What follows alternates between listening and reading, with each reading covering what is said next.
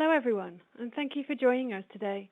Welcome to the third in a new series of webinars from Airline Economics that are focused on assisting the aviation industry through these unprecedented times.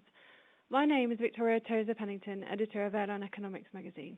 I'll be your host for today's webinar that takes a look at the environmental, social and governance issues facing the aviation industry. Just before we begin, a few items. If you require technical support at any time during the session, please use the chat button located in the bottom right of the page to ask for help. Please submit any questions you have for the speakers at any time using the Ask Your Question box beneath the player window. We will have time during the end of the webinar to pose some questions to our panelists. If you have a specific question for a specific speaker, please do say so. We'll try to answer many of them, but if we run out of time, we'll get back to you personally. Our slides will be made available after the event. Okay, so we have an expert panel today, and we're going to discuss ESG issues, which despite the current crisis, they do remain relevant and threaten to become ever more so. So over the past 12 months prior to the outbreak, ESG, was particularly the environmental issue, was at the forefront of debate, with aviation specifically challenged by environmental issues. After the industry emerges from the coronavirus crisis, the world will be a changed place. Lobbyists are already pushing hard for any airline bailouts to come with environmental and sustainability targets attached. Our expert speakers today are going to be discussing the need for airlines, lessors, financiers and everyone else in the aviation industry to continue to be mindful of all ESG issues throughout their operations and financial investment. Opening the discussion for us today is Helen Becker. She's Managing Director and Senior Research Analyst at Cowen, where she covers airlines, air freight and aircraft and container leasing. Helen, over to you. Thanks very much, Victoria, and good morning, everybody in North America. Good afternoon, in Europe, and good evening in Asia. And Victoria, thank you very much for that kind introduction. As Victoria mentioned, and for those who don't know me, I'm a financial analyst covering the aviation industry for New York-based investment firm Cowen, and I admit to having more than 35 years of experience on Wall Street covering the sector, but less than 40 years. And so I've seen a lot of cycles, but nothing quite as bad as what we're experiencing right now. So today's topic is how airlines are approaching sustainability in a post-COVID-19 world. I'll start by saying that beginning in the second half of 2018, we started to hear airlines talk about sustainability going forward and what they were doing to reduce their carbon footprint. It was being done in an environment where airline traffic was growing around 4 or 5% a year, and where countries and cities were complaining about over-tourism. I'm sure we've all read about Dubrovnik wanting to close the walled city for parts of the day, and Venice complaining about too many tourists. And then in 2019, so last year, these conversations accelerated, and every conference I attended last year included a session on sustainability and the carbon footprint of the aviation industry. In fact, I moderated a panel in Berlin at ISTAT Europe last September, where we had 3 panelists talk about what the engine manufacturers, represented by Rolls-Royce, and the OEMs represented by Airbus, as it was a European event, were doing to address reducing the industry's carbon footprint over the next 3 decades. Because, as you know, everybody committed to reducing their carbon footprint from 2012 levels by 50% in 2050, and it's 30 years from now, which seems like a long time, but really isn't. We also had the CEO of Gevo, a Denver, Colorado-based producer of alternative fuels, speak as well on that panel.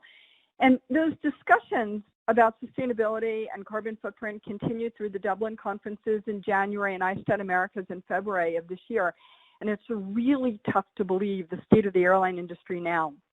Beginning with the current round of earnings calls, we haven't heard a word about sustainability or carbon footprint. It was such a critical issue before COVID-19 took the industry down, because airlines were making aircraft decisions to replace their existing fleet.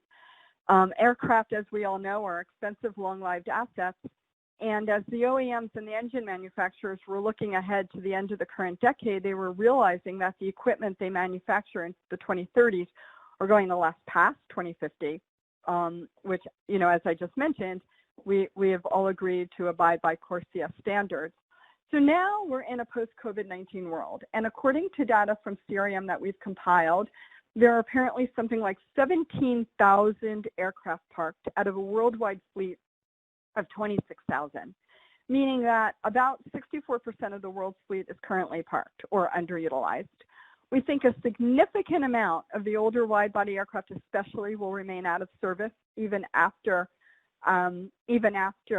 recovery, as we think long-haul international traffic comes back long after domestic and regional traffic returns. Entire fleet types are being retired. These are the MD-80s, the MD-90s, 757s, 767s, older 737s, A330s. All of the parked A380s aren't coming back once people start to think about travel. And although I don't cover Boeing, I would expect the 777X to be further delayed. So as we think about traffic returning, domestic traffic returns first, as it started to do so in China, although traffic in the Chinese domestic market still seems to be down about 50% when compared to year-ago levels. After domestic returns, it'll be a while because we expect 3 to 5 years for domestic traffic to come back and 5 to 7 for international. Business traffic probably is slow to come back because of the liability issues associated with it. Companies need to be sure their employees will be safe when traveling, and it's a multi-pronged approach. Travelers have to feel safe going through the airport, getting on the aircraft and flying, and then staying overnight in a hotel. And every stage needs to ensure people that it's safe to fly. I mentioned we're thinking domestic comes back first, and it's probably domestic short haul where you go in the morning and come back in the afternoon. Then medium and long haul where there's an overnight stay, and after that regional. So, regional would be US to Mexico or Canada, or within Europe, London to Helsinki or Warsaw. And then finally, as borders reopen, international starts to come back. So the biggest issue will be to ensure safety so countries can reopen their borders without fear of infection until there's a treatment or a vaccine. So, for example, Argentina is keeping its borders closed until September 1st, and Hong Kong is still closed to international traffic, which has implications, obviously, for carbon, everybody's carbon footprint. We probably need to see some form of testing until there's either a vaccine or some treatment, and a vaccine is probably 1 to 2 years away. The record for a vaccine in the US is 4 years for months, and I suspect it would appear elsewhere in the world before the United States. So, as we noted, there's going to be some significant amount of retirements among those 17,000 parked aircraft. In the US alone, we think there will be between 800 and 1,000 aircraft retired among the carriers. Delta has 313 aircraft, for an example, over 20 years old. United has 302. Southwest has just 66, and American has 169. Now, American announced the permanent retirement of 100 of those aircraft this morning, they announced 100 aircraft will be permanently retired, and so they still have room to retire more if things don't pick up. I would say by 1 year from now. And our view is that because we expect it to take a long time for airline traffic to recover, especially the long-haul international, we think most of these aircraft have flown in revenue service for the last time. Basically, this is another way of saying that the U.S. airlines did a 10-year aircraft replacement program in 1 month. Obviously, airlines around the world are making similar choices, and that has huge positive implications for sustainability and carbon footprint. And as a result, the carbon footprints come down. Data initially showed a reduction in CO2 emissions over Wuhan and then broadly over the rest of China of about 25 to 30% on a year-on-year basis. NASA posted pictures that you could find at earthobservatory.nasa.gov that actually demonstrate quite graphically how much carbon emissions have been removed from that part of the world. And then earlier this week, NASA posted similar data for the Northeast United States, which showed nitrogen dioxide levels in March were 30% lower than it was a year ago. And that's because there aren't as many cars on the road or aircraft in the air. So in the United States, although demand is down 90% or more, capacity is down, depending on who you talk to, 50 to 90%. and that's had this huge positive effect on CO2 and NO2. Obviously, we expect this to continue through the remainder of the year, as we aren't expecting a return to the level of flying we saw in January.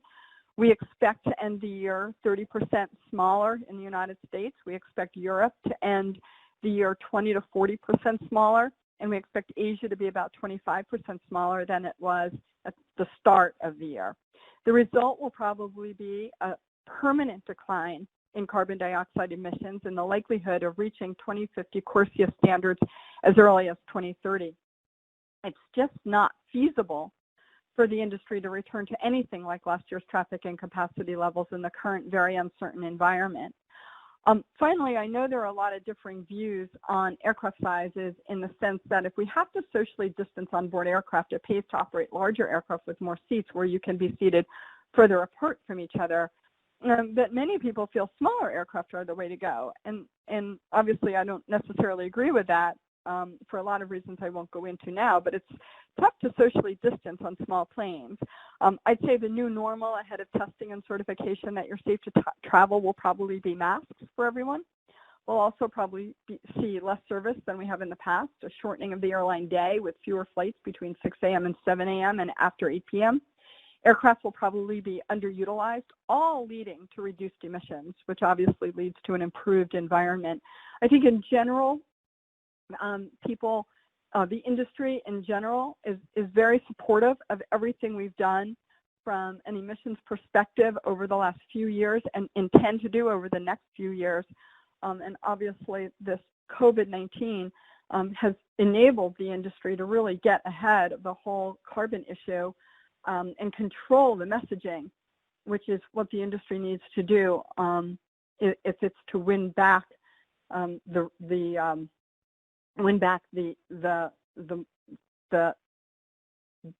the day on having people think about it positively. So I'll stop there and I'll turn the conversation back to Victoria. Thanks, Helene. That's a good way of setting the scene for us. So next we're going to hear from Anne Laurati, who has held the role of VP Sustainability at Finnair since 2019. She's responsible for leading the company's sustainability efforts from accessibility, diversity to climate and material management. Thank you, Anne. Over to you. Thank you, Victoria. Yes, I joined Finnair late 2019. So I've been in the company for about 7 months now, and I can tell you it's been a ride. It's not what I expected at all. So, but a good one, I have to admit. But definitely, it's sort of changes and turns that I could not foresee. I have a long experience in sustainability outside of aviation, particularly from the ICT industry, and I was brought to Finnair to bring the sustainability work and the agenda to the next level in the company. So I will tell you a little bit about the strategy that we made and how the current situation is then impacting it. And just a little bit of a background. I really like to always bring I'm sure many of you have seen this a zillion times, but I think this is so important. When the world is as connected as it is today, it does make sense to have a common agenda. And this has been it. This is the UN's Agenda 2030 that has been in place since 2015. It has 17 goals. It has 169 targets under those goals, and I can't remember how many hundreds of KPIs. And everything is, of course, interlinked. And in several different ways. If you looked at goals number 2, no hunger, and number 3, which is then on health and well-being, those are definitely linked. If we can battle hunger, we can see positive impacts on health as well. But then some of them are linked in a different way. If we look at number 1, no poverty, if we do better on that one, we are sacrificing number 13, climate action. Because we know there's a very clear correlation between the national product, between economic well-being and the impact on climate. So it is very complicated set of targets. And then all individual industries and companies need to find themselves in this and start the thinking from where can we contribute? What is our role in this context? For aviation, of course, the focus has been very much on the climate, and no doubt we can improve a lot on that. But however, it's still important to realize that it's not all about being less bad. It's also about your positive impact, and we do have a positive impact on a number of those goals. Just to pick a few, number 16, peace. I mean, we are the enabler of understanding between nations or collaboration between nations, or enabling global trade, so economic growth in the world. So it's not always about being less bad, it's also about being more good on some of these. Well, today then, of course, all eyes are on the health and well-being, and how do we deal with the crisis in a responsible way towards our employees. And I'm sorry, I don't know if I'm doing this or why it's going nowhere on the right slide. So how do we deal with the crisis? How are we showing responsibility towards our employees, towards our customers, our partners?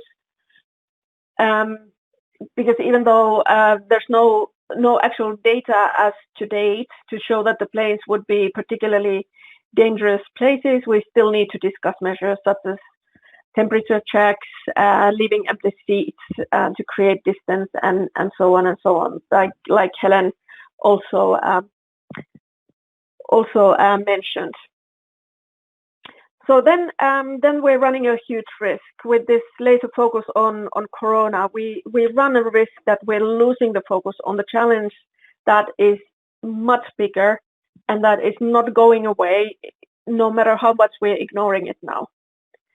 So it is still there, and it's really worrying to hear what Helen said, that there's no discussion on this at the moment. But I guess it is understandable. The humankind can sort of handle one crisis at the time.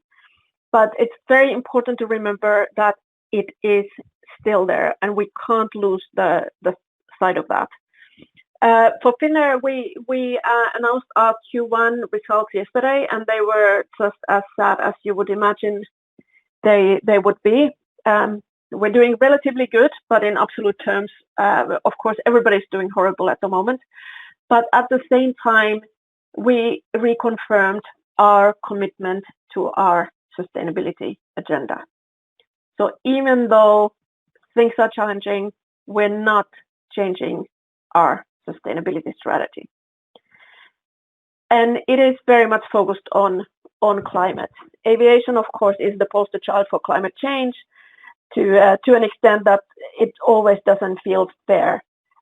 We're far from being the biggest culprits, but we're often shown as one. But that makes no difference. Whether we're a big part of the problem or a smaller part of the problem, we're still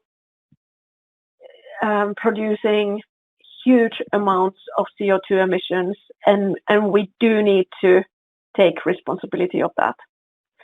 And this is what Finnair is committed to. First, a small target, very small target of making our non-flight operations carbon neutral. And that is then, of course, our buildings, it is the vehicles on the tarmac, the warehouses, so on. But that's fairly insignificant. Not simple, but still, in terms of emissions, it's the small part. Then the big part is, of course, flights. But when we're looking at those as well, we are committed to halving our net emissions by end of 2025. And now, when we talk about emissions, we mean CO2 emissions specifically. There's a lot of discussion around the other emissions and what their impact is, but the fact is that the science is still out on many of them, and then there are certain emissions that warm the climate. There are others that cool the climate. So we figured that since we're not climate scientists, we're going to stay out of it. We're going to focus on the CO2 because that is a big enough problem, and that is a clear problem that we can tackle. And anyway, if we're reducing CO2 emissions, we're likely reducing the other emissions with the same toolkit. And then finally, we're aiming to be carbon neutral at the latest by end of 2045. Hopefully even earlier, but we wanted to anchor it to 2045 because that is Finland's target for transport. So that's an ambitious some ambitious target setting, but we felt that it's really important that we are ambitious enough to make sure that we can rally everybody around our common target in the company. So how do we think we're going to get there? So first of all, the fleet investment, extremely important. We have not guided anything else on this as for yet. Obviously, this is in the current situation. It's a little bit of a tall order, and we're of course looking at the exact timings and so on. But we do need to invest in more fuel efficient planes, namely for our narrow body fleet for our European traffic. So that's the number one. Another key priority is, of course, the weight and fuel, and it is the 100 or the 1,000 little things that you need to do in order to save on the fuel consumption. An example would be that we removed all trolley sails from the EU flights to save about 100 kilos per flight. But then, of course, it is about every little thing, everything that goes into the plane, everything that the pilots do, the decisions they make on the way, and the data that we can provide for those decisions. So those would be sort of priority number one, really reducing the amount of fuel that we burn. And then number two is then what is the fuel that we do burn? And there we're looking at sustainable aviation fuels, which are of course a beautiful idea, but today's reality is still less than perfect. They are challenging in terms of price, in terms of availability, in terms of sustainable feedstock, truly sustainable feedstock. So it's not an easy solution, but it is still an important solution as well. And I think we'll talk about this a bit more later. And then it's important to remember that when we talk about sustainable aviation fuels, that's not only biofuels. There are much more interesting things on the horizon. They're not going to help us in the next 5 years, but after that, power to liquid, power to X, electrofuels, whatever you call it, where we can actually start creating fuels with zero emissions, and without this challenge with the feedstock sustainability. Then, of course, offsetting.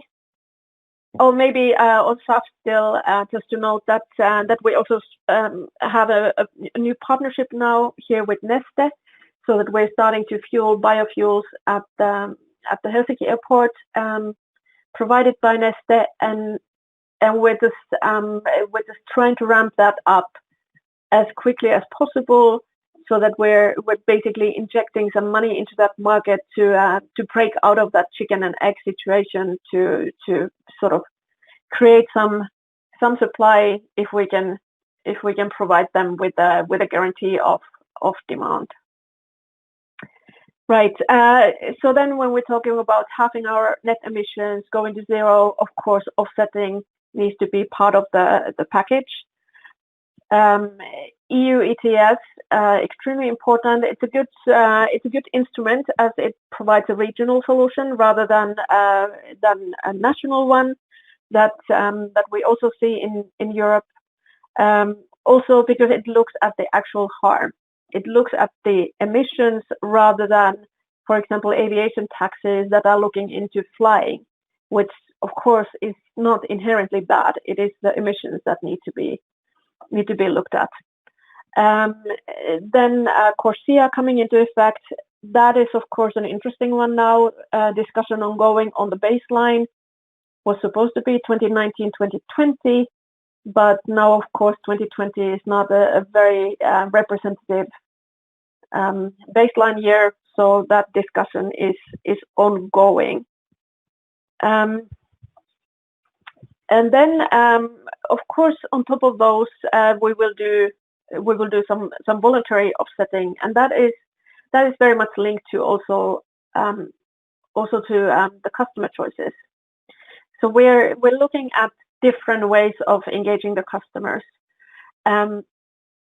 For our consumer customers, we will offer a solution to offset their flights.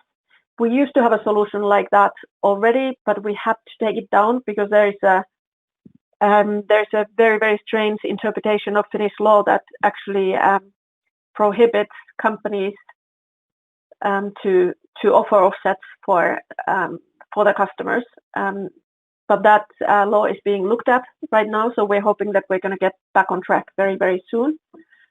And so we will continue to provide an option for the customers to either offset their flights or to buy biofuel.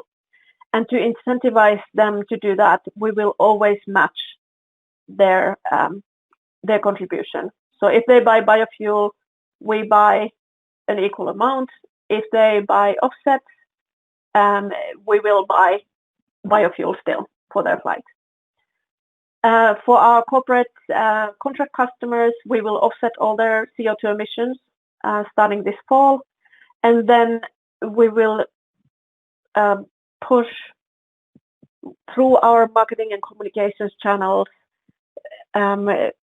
information towards the customers to really help them make sustainable choices. We have things in place already, such as emission calculators and so on, but we want to enhance that. And then, of course, other sort of related topics there, such as introducing more vegan and vegetarian choices on board. So this is very much on the work on climate, but then, of course, even though we put a lot of focus on this, our agenda is wider. We're committed to being one of the top companies on the range of sustainability areas, and this actually served us well when the crisis hit, as we were sort of prepared in a way that we had a strong sustainability agenda in place, and most of all the right attitude in place. So to give you an example of that, when the schools closed in Finland, and at the same time we had temporary layoffs in the company, in 10 days we created a volunteering program where our cabin crew and our pilots helped kids with their homework online. And it took practically no effort at all because people were so ready to contribute on this. And yeah, so new times, new challenges, but we're moving forward with our sustainability agenda. We are tackling the current crisis, but also preparing for the time after, or actually looking at today as being the time after, keeping climate very much in the center. If you remember the old story about the frogs that when you throw them in the boiling water, they jump out, but if you put them in a cold water and gradually heat it up, it will stay there. And this was always used as an analogy of how humans are reacting to climate change, with the sitting in the pots and being all happy while the water heats up. It's kind of a tired old metaphor, But actually now in the Corona times, I think this has proven that we do have also the ability to jump. If we realize that the threat is real, we are capable of extraordinary things. We can move very, very fast. And hopefully we will now learn something from this crisis that we can then apply on the much bigger challenge of the climate going forward. Thank you very much. With that, I'll move ask Victoria to come back. Thanks, Anne. Thanks a lot. Okay, so our next speaker is Jeffrey Will, who's the Secretary General of the Aviation Working Group, he's acting on secondment from Blake's law firm. Jeffrey currently coordinates all AWG activity and is currently coordinating AWG's assessment of ESG geared to the context of aviation finance and leasing. Thank you, Jeffrey. Over to you. Thank you very much. May I just ask whether the connection is sound, whether you can hear me? Yeah, you're fine. Jeffrey, go ahead. Okay. Well, thank you very much. On behalf of AWG, I'm honored to have this opportunity to participate in this critically important topic. I'd like to say just to start that while the focus here is on sustainability and environmental items, we all realize that ESG goes further, and it's our collective responsibility to be looking at it widely as well, and in the need for immediate focus and action on sustainability and environmental items, we think it is important to look more broadly as well. And as I think several people on the phone would know and have direct experience, we are also supporting work on diversity and inclusiveness. We take that very seriously. Please take a look at the Aviation Working Group website, awg.aero. We're pleased to be supporting the Dublin City University's Center for Excellence for Diversity and Inclusiveness. We've established a subgroup to work in that area, and we are contributing to the work on that major foundational research, which can be built upon, for our industry. There have been a few things written, I think, even in some of the online journals that are behind this call and elsewhere about, risk of lack of focus on diversity and inclusiveness based on other events, and that is an existential point that we feel very strongly about. So I wish to go on record saying that. Turning to ESG and E in particular, as Victoria mentioned, the Aviation Working Group in January established a working group to assess and provide information and potentially take action on ESG, very much focused, or specifically focused, in the area of aviation financing and leasing. Our perspective is that of the financing and leasing community. That is the purpose of AWG, and that it may, and this is on our website, that it may include the development of matrix and methods, emissions tracking, et cetera, in the context of aviation financing and leasing. For those of you, I hope a very small set of you that are not familiar with the AWG, and I'd encourage you to become more familiar. The purpose of the AWG is to work on broad industry projects and initiatives designed to facilitate asset-based financing and leasing. We are best known for our work on the Cape Town Convention and GATS and export credit, war risk insurance and liability after 9/11, and the cross-border transfer of aircraft, accounting standards. We deal with very broad things that apply as far as basic infrastructure and current problems and looking to to the future as well. Our membership, basically all the large manufacturers in the group, engine, airframe, almost well over 90% of leased aircraft, and a substantial number of financiers. And so we take that broad approach. Our members, again, fall into the three categories of manufacturers, leasing companies, and banks that all share in this context, a common view and thought, very much echoed by those comments that have been stated, and I'm sure by the great speakers that will be following me from Citibank and from Aviation on the bank and the lessor perspective. But we synthesize, find common ground among those three sectors. We work on all of our projects, closely with airline groups and IATA and the like, and we've heard from Finnair, what they're doing and what broader groups like ATAG and others have been doing and will be doing in the context of IATA initiatives and CORSIA, which provide background airline standards and regulatory standards, which provide a frame around action.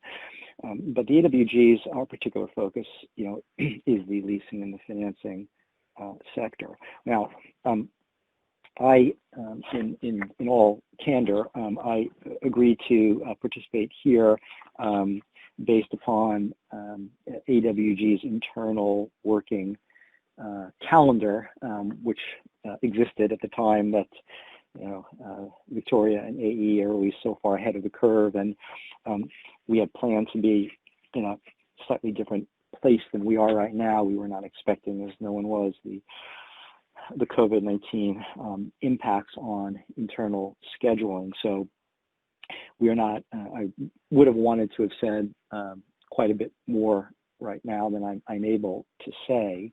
And I know that you understand that our discussions are ongoing and are intricate. And so I really don't want to say too much as far as detail. I'll make a few general points to put a frame around it, but I can say most significantly, that this has, despite all the issues that we're all facing around the world right now, and our members, we are focusing on this at a great level of detail, and looking to come up with an approach which will be helpful for the industry. We're proud to say we retained the expert support of Watson Farley and Clifford Chance to help us. We also retained KPMG and their broader sustainability work, and Aviation, that's quite expert in aviation environmental matters and European ETS and CORSIA in particular. We have a great team, and we have established a working group with most of our members in the group, and that process is ongoing. I hope that I could say more when we next meet. So the main point I'd like to say is that we are working very hard on this issue, and we are hoping to have an approach and a frame that that will be a good first step for us moving as an industry forward for those people who wish to follow the thinking.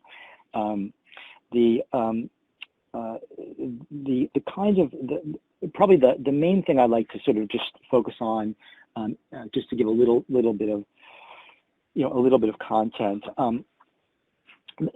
Probably the most difficult issue in this area data. There almost every system that people will be discussing is predicated on some starting point of measuring emissions and constructs systems upon that and targets upon that. But underneath all of the systems, if you really peel back the onion levels, the underlying point is the emissions data, either actual or modeled, and I don't want to give any details now on these things. It wouldn't be appropriate with this short period of time and in this context, but I can say that there are real data challenges that need to be addressed in a sensible and a consistent way. So people are comparing apples and apples. The CORSIA model, as I'm sure others will say, excludes, for example, domestic flights, just by way of an example. And so, of course, there are a lot of emissions coming from domestic flights. That's just one example. And so, when we're talking about the data which underlies all the models, we really have to get the data, and we're focusing on that. Not only do the existing systems have real data questions, emissions, if you're measuring them at one point in time, they are, by nature, either you're looking at past information or you are projecting out to the future.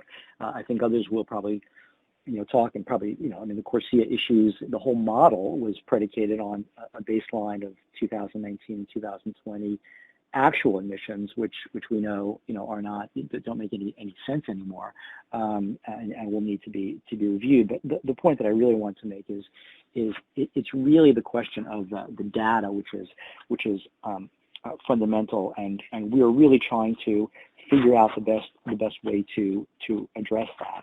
And I think we're making a lot of progress to get to the underlying heart of things. The only other points I'd like to make, and the kind of things where we're looking at, as you could imagine, we are concluding that emissions is the right thing to be looking at. Rather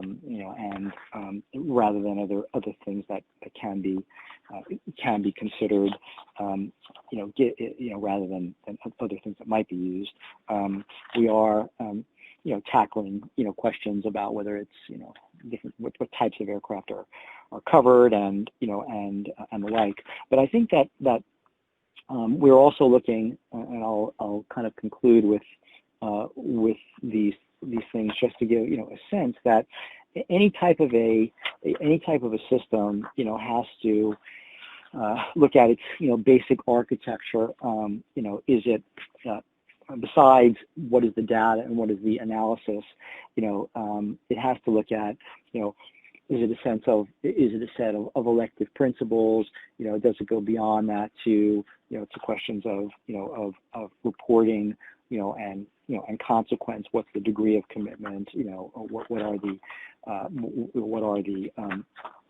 the future proofing of any type of a system? And so again, without going further than I can go now, we clearly are looking at those things in light of a lot of competing tensions and ideas around on the one hand wanting to make a meaningful first step on measurement, but also understanding that we have a wide industry with different perspectives, and that first step has to really hit the right balance and can be built upon. So I think I have a minute left, and what I would say is that in sum, that we are really committed to this. We are deeply involved, way deeper than I can say now. We are trying to come up with an approach which will be a really important first step. We're not prepared to commit to anything at this stage. We don't want anything being reported and misquoted here. AWG is not committing to anything now other than what we have on our website, which is this intensive work which is going on. And we look forward to the next such call where we hope we can say a lot more. I think that takes me right to my time limit, Victoria. Thanks, Jeffrey. That's great. Okay, because we're very tight on time, we're going to move straight over to our next speaker, which is Manawa Noorani, who's the Global Co-Head of Aviation at Citi. So he also has 3 decades of experience in aviation finance. So over to you, Manawa.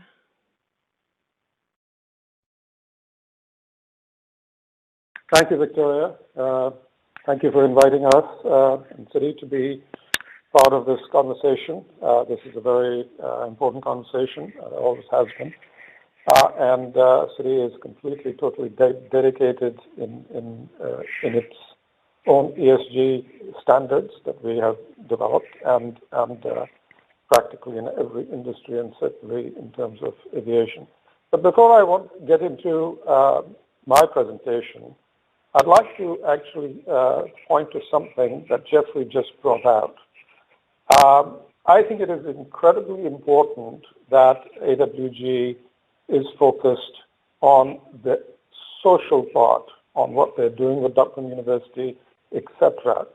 Because over the last few months, what we have seen that as this sector and practically every other sector has had so many issues, the conversation has moved very much onto the social side for now, and a lot of liquidity, and Citi and many other banks and institutions are involved in supporting governments on their social agenda at this time and in terms of social financing. But soon, it's not as if the environmental part of it is gone. It is coming back. We see that again in statements. And particularly as this industry now is going to be substantially different, there are significantly more challenges, but there are also significantly more opportunities. My presentation, nobody has any answers at this time. I think in the way that we are going to do this presentation is more talk about what the challenges have been, what the perceptions have been, where we see some of the issues as financiers, and where we think this conversation could lead to. So this is a chart sorry, let me just try that. Right. That is often seen in many presentations. Everybody is, the emissions targets, etc., are focused on operational aircraft technology, sustainable alternative fuels, and market-based measures. Now, 3.5 years ago, when I used to go around, it was fascinating to see that there was very little conversation in the aviation sector. There was some, but generally speaking, very little, because practically everybody used to say, oh, we are only 5%, we only contribute 5% of global warming, 2% of aviation's share is CO2 emissions.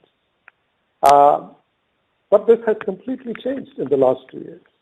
This industry has done a remarkable job on focusing on it and being part of this conversation and coming up with targets. And that is fantastic.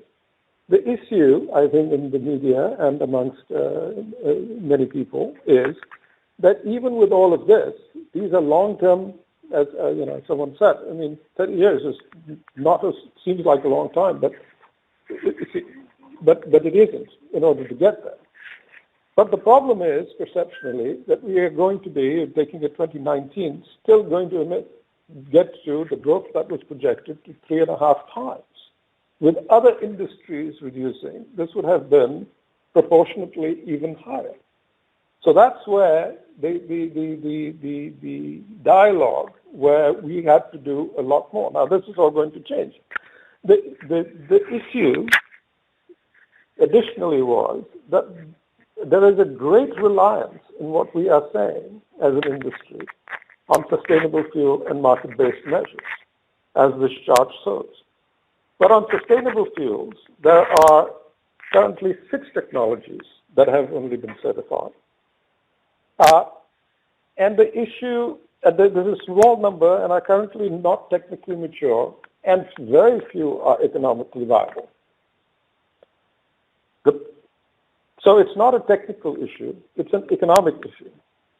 And the cost to the airlines is $1,000 to $1,500 per ton more than what it was for traditional jet fuel. With fuel now where it is, it's going to be even worse. So to get to an economically viable, to go from 1% to 2% of annual jet fuel, where you can use SAF, you would need approximately 20 refineries. And this would entail investment in the region of $10 billion. So this is the sort of landscape that we went into 2020.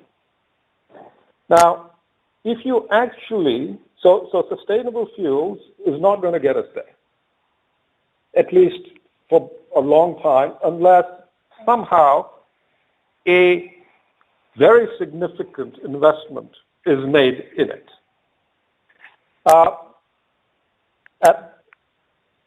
At this time, how do you do this?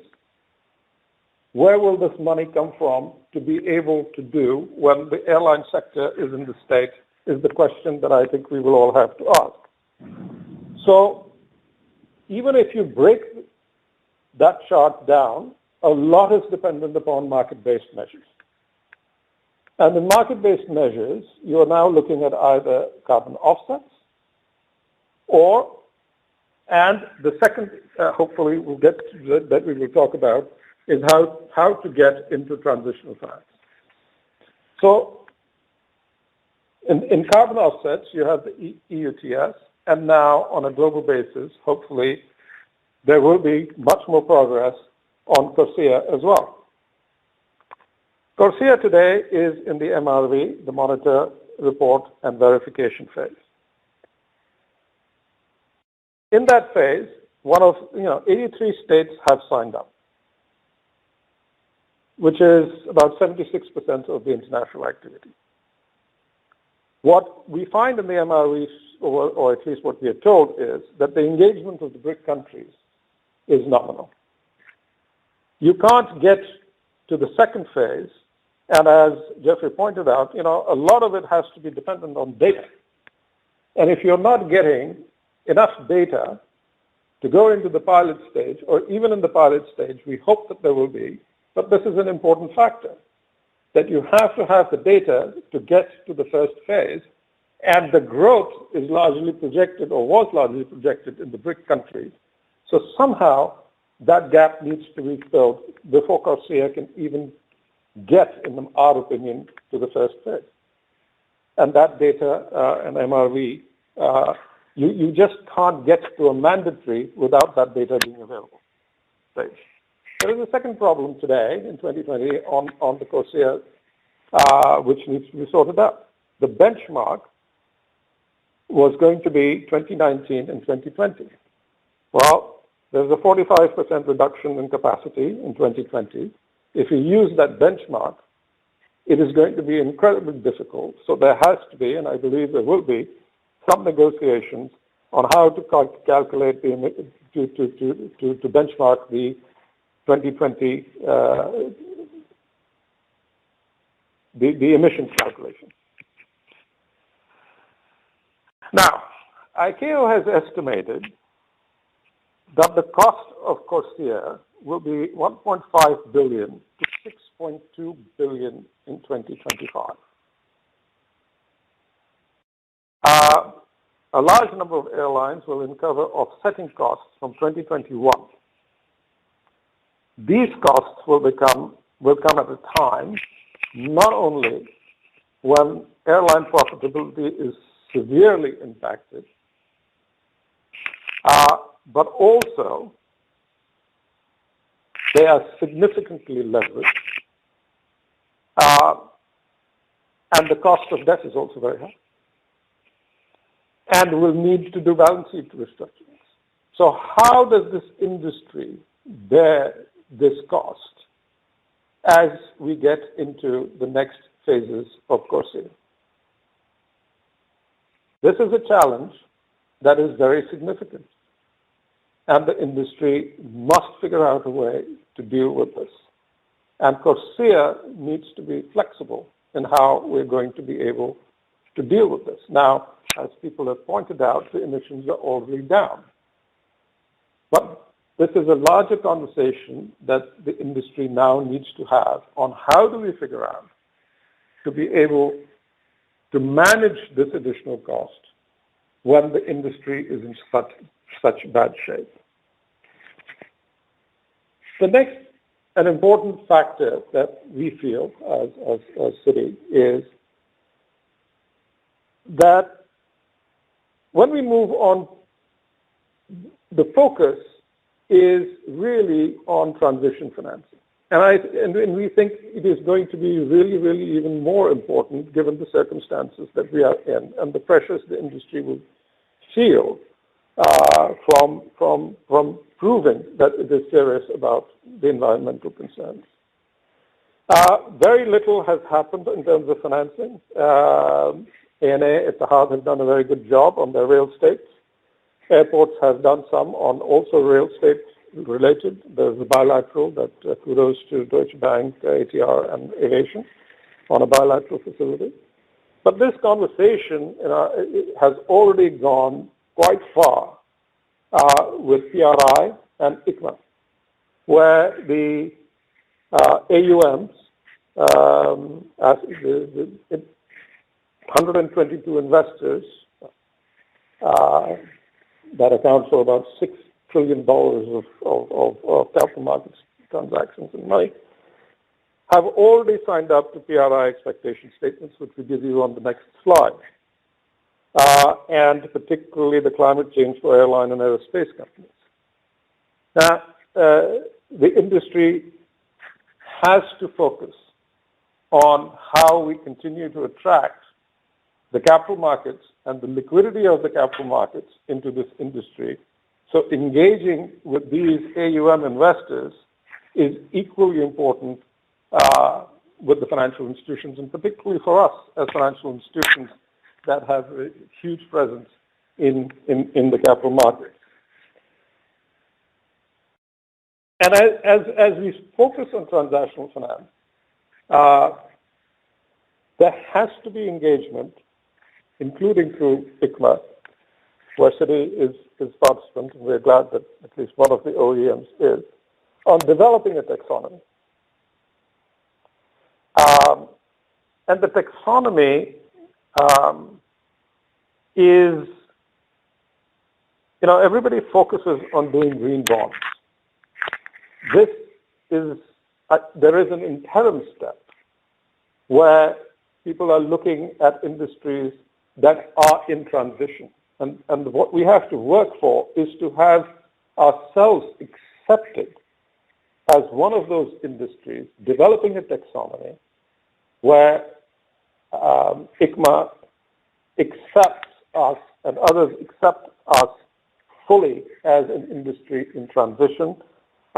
We point out generally the best 10 to 15% of technology in terms of environmental impact, reduction of CO2 per seat.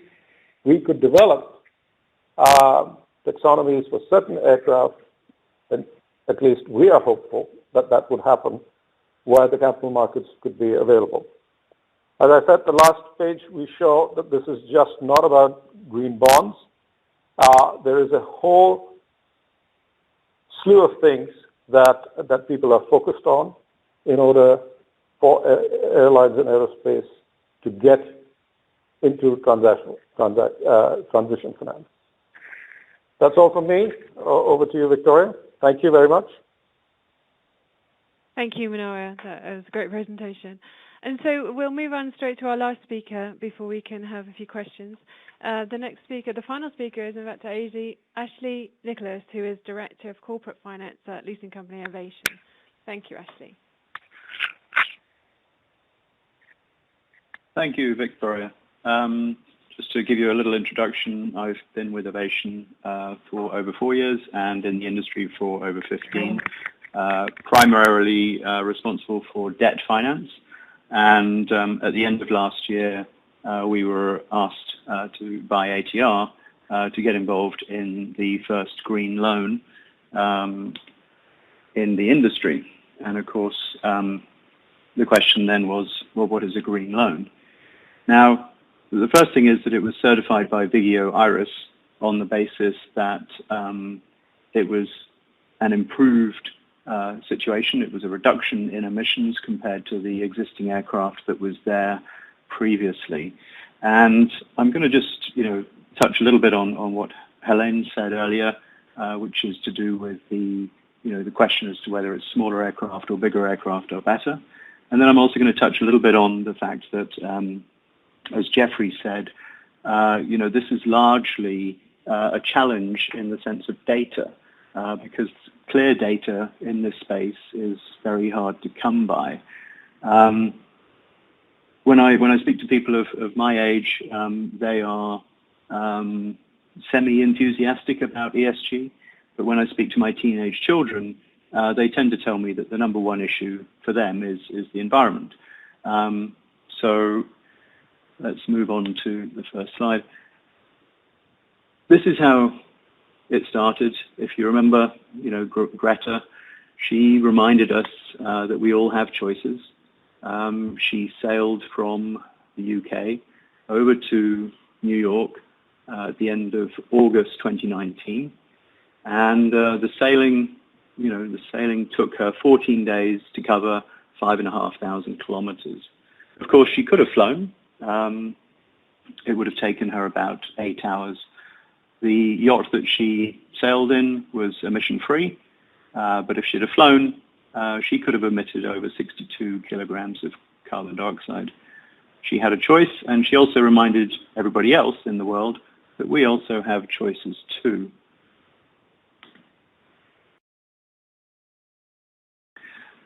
So the way I like to think about this is when I was choosing to fly from Singapore or to travel from Singapore up to Kuala Lumpur in Malaysia. And when I wanted to travel, I asked Google, and Google told me I had a few different choices. Google told me that I could walk, and that would take about 4 days. I could take the train, and that would take about 6 hours. I could take a car, and that would take about 4 hours. Or I could fly, and that would take about 1 hour. Because flying is basically one choice of one form of transport. We tend to think of flying by itself, but for consumers, it is very much an option, a transport option. So when I was thinking about my trip to KL, I didn't have 4 days to walk. So I looked at the land transport choices first, and then after that I looked at the flying. So looking at the land transport choices, this is a distance of about 350 kilometers, and I had a choice of going by car, which would have been about 70 kilograms of CO2, by coach, 300 kilograms, or by train, 231 kilograms. But the important difference here is that in a car of 4 passengers, the CO2 emissions are about 18 kilograms per passenger. In a coach of 30 passengers, it's about 10 kilograms per passenger. And in a train of 300 passengers, it's about 1 kilogram per passenger.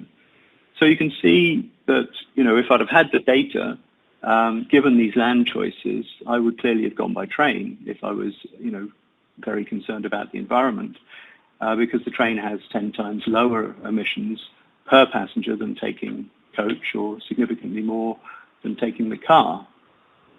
So as you can see here, the vehicle capacity has a very significant effect on the CO2 emissions per passenger for the distance. So then I turned over to look at the choices by going by air, and the choices I had to go up to KL at the time, I had the choice of a turboprop, a narrow body, or a wide body aircraft. And turboprop takes about 75 passengers, narrow body takes about 200 passengers, and the wide body was taking about 310 passengers. Now, the emissions on a per passenger basis for a turboprop is about 65 kilograms per passenger per 1,000 kilometers. For a narrow body, about 34 kilograms per passenger per 1,000 kilometers. And for a wide body, significantly lower at 11 kilograms per passenger per 1,000 kilometers. This is all based on OEM data. Now, this comes down to a similar thinking that larger planes reduce the CO2 emissions per passenger per 1,000 kilometers. Larger jet aircraft also have lower CO2 emissions per passengers per 1,000 kilometers than most cars or coaches. So when I was actually booking flights, I was given these types of choices. 3 different airlines, flight up to KL is about an hour, and the cost was about the same. So I didn't really have, that many ideas as to which one to choose because, frankly, they all looked the same. However, if I had been given the emissions information, which I wasn't given, then it would have been a very easy choice. 65 kilograms per passenger per 1,000 kilometers is considerably higher than 11 kilograms per passenger per 1,000 kilometers. This is because I was offered 3 different aircraft types for the short trip. So clearly here, clear emission labeling would have helped me make a better ESG decision. But when I was booking, I didn't have this information. Of course, airfares could have been different. I could have had different choices. I could have been given the choice of 3 different narrow bodies. Again, similar sort of time, about 1 hour to get up to KL. And I would have been given, different fares. And the fares could have been slightly different, 350, 450, 550. Now, without the emissions data, I would have just gone on the airfares. But if I had been given the emissions information, I could have made a more informed choice. And, I could have been looking at maybe a cheaper airfare, but maybe on an older aircraft with slightly higher CO2 emissions. Or potentially I could have looked at a newer aircraft with lower emissions, but a more expensive fare.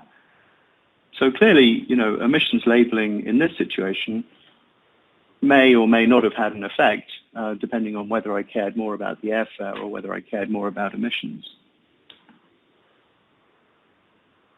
But let's have a look at, different modes for transporting 600 passengers for 1,000 kilometers.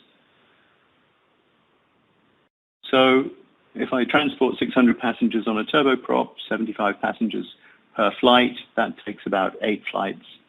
If I transport them on narrow body, 200 passengers per flight, it's about 3 flights. And by wide body, 2 flights.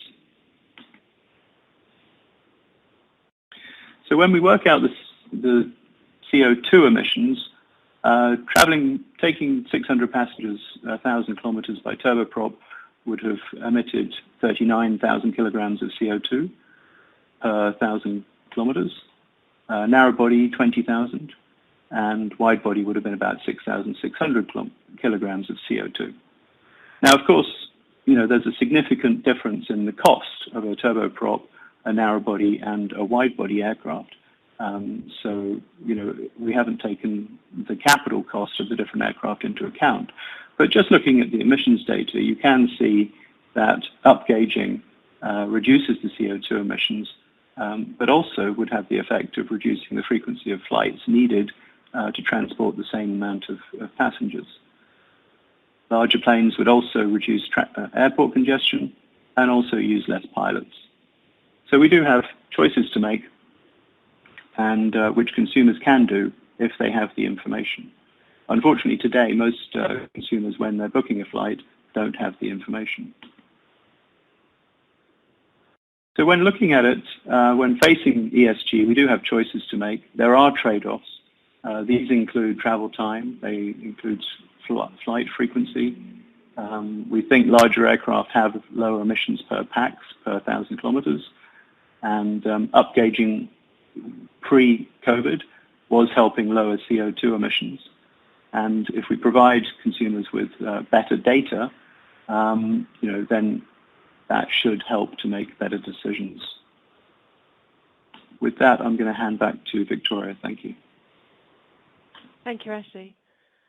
We've just got a few minutes to take a couple of questions from our audience who've been sending us questions throughout the entire presentation. This one is for Anne specifically, but it also could apply to Ashley as well. The question is, what does Finnair expect of its suppliers, lessors and financiers regarding ESG? Yeah, that's an excellent question, and very clearly the target, even though the target has been set for ourselves, we do expect that our suppliers will help us to reach that, and we're ready to work with them to find new solutions. We're partnering with very different types of players at the moment to achieve just that. I think most of the partnering would be happening in the area of fuels, but similar discussions happening in other areas. So absolutely something that needs to be done in partnerships. And like in the beginning, I showed you the UN goals. For us, the most important goal is number 17, which is partnerships. We very much understand that by ourselves, being a fairly small airline to boot, we can't make a big impact, but together with our partners, we can. Thanks, Anne. Also, there's a question specifically for Manawa here, who they're asking whether, to what extent City would be open to funding airline sustainability plans at a time when companies are seeking loans to stay afloat as well as taking bailouts. Sorry, could you repeat that? Yeah, they're asking to what extent would City be open to funding airline sustainability plans at this current time when companies are seeking loans to stay afloat? Yeah, well, that's a very good question. I mean, all institutions have regulatory limits. We certainly are trying our best to initially ensure that our airline relationships can keep afloat. I think as you go into the next few months, it will be very interesting to see how this industry comes out of it. We don't think that it is going to be at all like 2019. So we would be very keen to get into the discussions of how to get into sustainable financing for those airlines that one expects will survive. Okay, indeed. And then just finally, this is kind of open to the floor. Perhaps Ashley would like to take it. We've heard from Finnair, obviously, who is not putting off ESG, but to what extent do you think maybe airlines, manufacturers and engine makers may well put off ESG issues given the crisis? So I think from a lessor perspective, our role is to provide the airlines with the best, most efficient carbon emission aircraft in each of the categories. We provide turboprops, narrow bodies, and wide bodies to airlines, and so our investors are looking at us from a perspective of investing in the most efficient aircraft, and we're providing those to the airlines. I think in terms of the manufacturers, they're working hard to improve the emission standards of the products. And I think it's a case of providing those best choices and options to the consumers so that they can then make decisions as to which way they travel. Okay. All right, Victoria, can I go back to what you'd asked to make? Look, I mean, besides bank balance sheets that are regulated, and everyone has an issue, both in terms of the social financing that we are doing for the government, regulatory limits on each industries and all that, there are so many other avenues that are available for environmental financing. And this is why my emphasis was on the capital markets and the AUMs. There is interest, and we certainly, if there are airlines who have gotten the government support, have the sustainability through this period, absolutely we would want to engage with them. Whether we can give them our balance sheet or not, we certainly want to engage and see how we can get them funding for their ESG needs. Okay, yeah, absolutely. With that, we're actually out of time, but I'm happy to tell you that the recording of this webinar will be online in a few minutes just after we finish, and we'll also have the slides available for people who want them. If you contact me, I can send them to you. And I just would like to thank all of our speakers today who've done a great job making sure that we keep ESG at the front of the debate, even during these very trying times. And just one last word, our next webinar will be on the 12th of May, which is specifically looking at the aviation finance and leasing marketing career. Okay, well, thank you very much, everyone, and I look forward